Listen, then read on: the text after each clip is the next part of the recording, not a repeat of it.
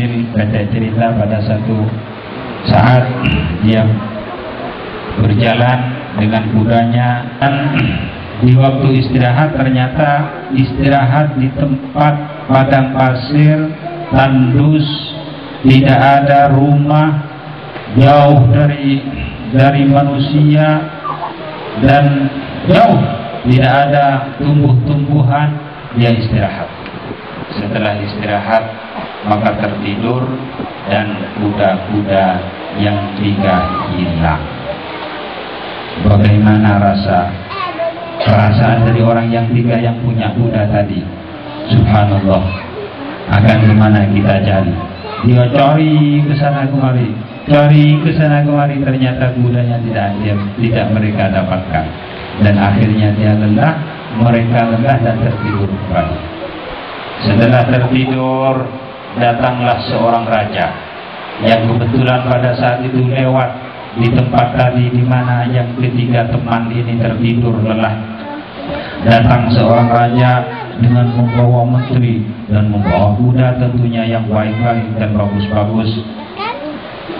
Setelah raja melihat 3 orang tadi tertidur lelah, raja langsung faham, subhanallah, ini adalah rakyatku yang sesat di tengah jalan, dan ini pasti kudanya dia kehilangan kuda dan dia sekarang mencarinya ke sana kemari, tidak mereka dapatkan.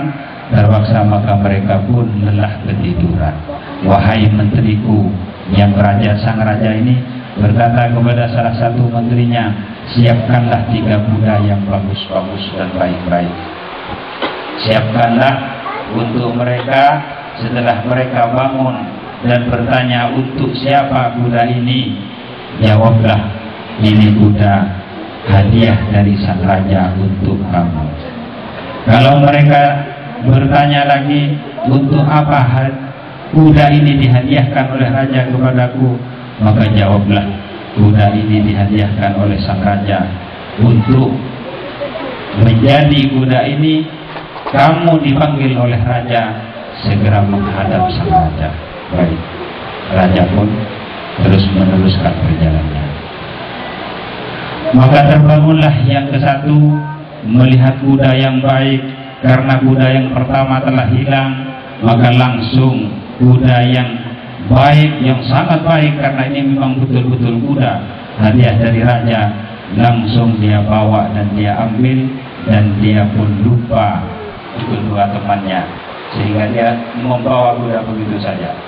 Ini adalah contoh dari orang yang memperoleh nikmat Allah Subhanahu wa Ta'ala dan betul-betul tidak tahu berterima kasih, bahkan tidak tahu dari mana asal usul nikmat itu tadi datang, dari mana asal usul kuda ini datang. Tidak pernah dia menanyakan dari mana kuda ini datang, tidak pernah dia menanyakan dari mana harta ini masuk, apakah dari jalan yang halal, apakah dari jalan yang haram. Yang penting dia senang, yang penting dia senang.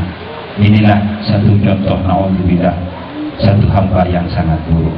Tapi yang kedua, dia terbangun dari tidurnya dan bertanya, siapa gerangan yang punya kuda ini? Maka menteri tadi menjawab, ini adalah punya raja. Untuk apa kuda ini ada di sini? Ini dihadiahkan oleh raja untukmu. Masya Allah, alhamdulillah, syukron katsira, berterima kasih yang banyak untuk raja. Inilah contoh dari hamba Allah yang jika dia mendapatkan nikmat dari Allah Subhanahu wa Ta'ala, dia berterima kasih kepada Allah Subhanahu wa Ta'ala. Tetapi yang paling baik adalah yang nomor 3. Dia setelah bangun dari tidurnya dan menanyakan dari mana kuda ini. Ini adalah kuda punya raja. Masya Allah, subhanallah, sangat baik kuda ini. Akan dikemanakan kuda ini? Maka menteri dia menjawab, ini kuda hadiah dari raja untukmu. Subhanallah, seorang rakyat seperti saya masih sang raja masih ingat kepada seorang rakyat yang sehina saya ini, dan saya diberikan kuda. Subhanallah, untuk apa kuda ini dihadiahkan untuk saya?